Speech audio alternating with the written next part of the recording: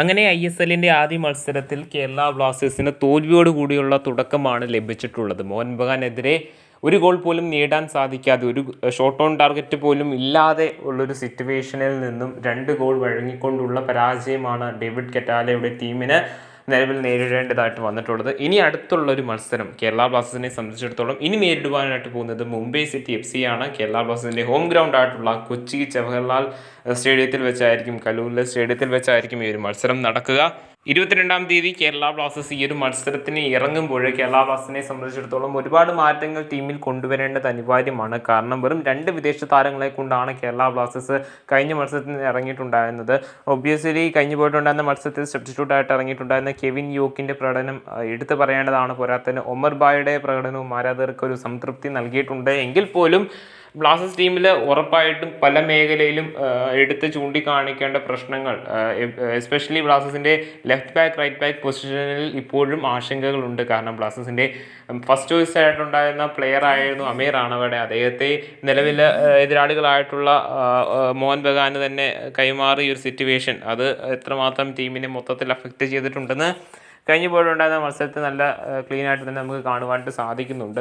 So ഇനി വരുവാനായിട്ട് പോകുന്ന മത്സരത്തിൽ, അതായത് മുംബൈ സിറ്റി FCക്കെതിരെ ജയിക്കണമെന്നുണ്ടെങ്കിൽ കൃത്യമായിട്ടൊരു ടീം ഗെയിം നടത്തേണ്ടത് വളരെയധികം അനിവാര്യമാണ്. പോരാത്തതിന് ഒരു 1 വീക്കോളം ബ്ലാസ്റ്റേഴ്സിന് നിലവിൽ പ്രിപ്പറേഷൻ ടൈമായിട്ട് ഈ ഒരു മത്സരത്തിന് മുമ്പായിട്ട് ലഭിക്കുന്നുണ്ട് എന്നുള്ളതും വളരെയധികം ശ്രദ്ധേയമായിട്ടുള്ളൊരു കാര്യമാണ്. ഇനി ഈ ഒരു മത്സരത്തിൽ കേരള ബ്ലാസ്റ്റേഴ്സിന് ഇറങ്ങുവാനായിട്ടുള്ള ഒരു സാധ്യത ആയിരുന്നു നമുക്ക് പരിശോധിക്കാം. ഗോൾ കീപ്പറായിട്ട് സച്ചിൻ സുരേഷിന് തന്നെയായിരിക്കും അവസരം. കാരണം കഴിഞ്ഞ പോയിട്ടുണ്ടായിരുന്ന മത്സരത്തിൽ അദ്ദേഹത്തിൻ്റെ ഭാഗത്തു നിന്നുള്ള മികച്ച പ്രകടനമെന്ന് പറയാൻ സാധിക്കത്തില്ലെങ്കിൽ പോലും പലപ്പോഴും ഓൺ ടാർഗറ്റിലേക്ക് വന്ന ഷൂട്ടുകൾ സേവ് ചെയ്യുന്ന കാര്യത്തിൽ അദ്ദേഹത്തിന് ഒരു പ്രകടനം കാഴ്ചവെക്കാൻ സാധിച്ചിട്ടുണ്ട്. ഗോൾ വഴങ്ങിയ സമയത്തൊക്കെ മൊത്തത്തിൽ ഡിഫൻസ് വരെ ഒന്നും ചെയ്യാൻ പറ്റാത്ത സിറ്റുവേഷനിലേക്ക് മാറിയ സമയത്താണ് 2 ഗോളും ബ്ലാസ്റ്റേഴ്സ് കൺസീഡ് ചെയ്തിട്ടുണ്ടാകുന്നത്. അതിനാൽ തന്നെ ഗോൾ കീപ്പറായിട്ട് സച്ചിൻ സുരേഷ് തന്നെ ആയിരിക്കും തുടരുക. ഇനി ഡിഫൻസിലേക്ക് വരുമ്പോൾ ബ്ലാസ്റ്റേഴ്സിൻ്റെ സസ്പെൻഷനിലായിരുന്ന സന്ദീപ് സിംഗിന് തിരിച്ച് മടങ്ങി വരുവാനുള്ള സാധ്യതകളാണ് ഉള്ളത്. അപ്പോൾ സഹീഫിന് പകരം സന്ദീപ് സിംഗും ഐബൻ ഡോലിങ്ങും ലെഫ്റ്റ് ബാക്ക് റൈറ്റ് ബാക്ക് പൊസിഷനിലേക്ക് മടങ്ങി എത്താനുള്ള സാധ്യതകളുണ്ട്.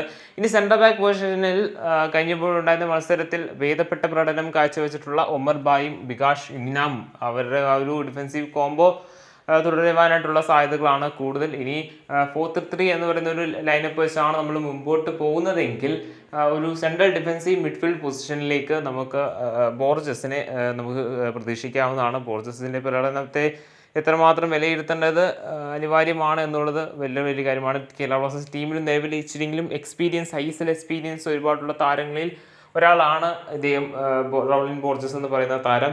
വേറെ 2 മിഡ്ഫീൽഡേഴ്സ് ആയിട്ട് നമുക്ക് വേണമെങ്കിൽ വിവിൻ മോഹനനെയും അതോടൊപ്പം തന്നെ മാർലോൺ റൂസിനെയും നമുക്ക് എക്സ്പെക്റ്റ് ചെയ്യാവുന്നതാണ്. ഇനി അറ്റാക്കിങ്ങിലേക്ക് വരുമ്പോൾ 4-3 ഫോർമേഷൻ ആകുമ്പോൾ നമുക്ക് കെവിൻ യോക്കിനെ ലെഫ്റ്റ് വിങ് പൊസിഷനിൽ അവൈലബിൾ ആക്കുകയാണെന്നുണ്ടെങ്കിൽ സ്പീഡി കൗണ്ടർ അറ്റാക്കുകളൊക്കെ തന്നെ അദ്ദേഹത്തിന് നടത്തുവാനായിട്ട് സാധിക്കുന്നുണ്ട്. നല്ലൊരു എക്സിക്യൂട്ടീവ് ആയിട്ടുള്ള ക്രോസുകളൊക്കെ അദ്ദേഹത്തിന് ചെയ്യുവാനായിട്ട് സാധിക്കുന്നുണ്ട്. അദ്ദേഹത്തിൻ്റെ ഒരു മികച്ച പ്രകടനം ബ്ലാസ്റ്റേഴ്സിന് അവൈലബിൾ അടുത്ത മത്സരത്തിലാകുമെന്ന് നമുക്ക് പ്രതീക്ഷിക്കാവുന്നതാണ്. ഈ പരിക്ക് കഴിഞ്ഞ് എത്തുന്ന ബെർത്തോമിയോ, ഒരുപക്ഷെ അദ്ദേഹത്തിന് വലിയൊരു പരിക്കില്ല എന്നാണ് അറിയുവാനായിട്ട് സാധിക്കുന്നത്. അങ്ങനെയാണെങ്കിൽ അദ്ദേഹം സ്ട്രൈക്കിംഗ് പൊസിഷനിൽ ഉണ്ടായിരിക്കുന്നതായിരിക്കും. ഇനി ഒരു റൈറ്റ് വിങ്ങർ പൊസിഷനിൽ ബ്ലാസ്റ്റേഴ്സിൻ്റെ യങ് താരമായിട്ടുള്ള കോറു സിംഗിനായിരിക്കും സാധ്യത. സോ ഇതാണ് നമ്മൾ എക്സ്പെക്റ്റ് ചെയ്യുന്ന ലൈനപ്പ്. ഒരുപക്ഷെ ഡാനിഷ് ഫാറൂഖിന് ലൈനപ്പിൽ ഇടം കിട്ടാനായിട്ടുള്ള സാധ്യതകൾ ഉണ്ടായിരിക്കാം റോളിൻ ബോർജസിന് പകരം. സോ ഒരുപാട് മാറ്റങ്ങൾ ടീമിൽ കൊണ്ടുവരേണ്ടത് അനിവാര്യമാണ്, നമ്മൾ പലപ്പോഴായിട്ട് പറഞ്ഞിട്ടുണ്ട്. പോരാത്തതിന് ഈ ഒരു മത്സരം വിജയിച്ചില്ല എന്നുണ്ടെങ്കിൽ അത് തുടർ തോൽവിയിലേക്ക് നീങ്ങുകയും ഈ ഒരു സീസണിലേക്കുള്ള കേരള ബ്ലാസ്റ്റേഴ്സിൻ്റെ എല്ലാ ഹോപ്പുകളും അവിടെ തീരുവാനായിട്ടുള്ള സാധ്യതകൾ വളരെയധികം കൂടുതലാണ്. കാരണം ഒരു ടീമിൻ്റെ ഒരു നല്ലൊരു മോട്ടീവ്, അല്ലെങ്കിൽ ഈ ഒരു പുതിയ സീസണിലെ പുതിയ സ്ട്രക്ചർ പ്രകാരം ഓരോ മത്സരങ്ങളും ഒരു ഫൈനൽ തുല്യമാണ്. സോ അതിനാൽ തന്നെ എല്ലാ മത്സരങ്ങളിലും പോയിന്റ് നഷ്ടപ്പെടുത്തി കഴിഞ്ഞാൽ ഉറപ്പായും ബ്ലാസ്റ്റേഴ്സിന് അത് വളരെ വലിയ പ്രശ്നങ്ങൾ ഉണ്ടാക്കും. പോരാത്തതിന് ഈ സീസണിൽ 14-ാം സ്ഥാനത്തെത്തുന്ന ക്ലബ്ബ് സെക്കൻഡ് ടയർ ആയിട്ടുള്ള ഇന്ത്യൻ ഫുട്ബോൾ ലീഗിലേക്ക് റെലിഗേറ്റ് ആകുമെന്നൊരു കാര്യം കൂടിയുണ്ട്. സോ അതൊക്കെ വെച്ച് നോക്കുമ്പോൾ ബ്ലാസ്റ്റേഴ്സിനെ സംബന്ധിച്ചിടത്തോളം വളരെ വലിയ ആശങ്കകൾ മുന്നിൽ നിൽപ്പുണ്ട്. സോ പോയിന്റിനെയും ലൂസ് ചെയ്യാതെ റെലിഗേറ്റ് ആവാതെയും ഒക്കെ തന്നെ തുടരണമെന്നുണ്ട് എങ്കിൽ ക്ലബിന് അത്രമേൽ മികച്ച പ്രകടനം കാഴ്ചവെച്ചുകൊണ്ട് അടുത്ത മത്സരത്തിൽ 3 പോയിന്റ് സ്വന്തമാക്കുക അനിവാര്യം തന്നെയാണ്.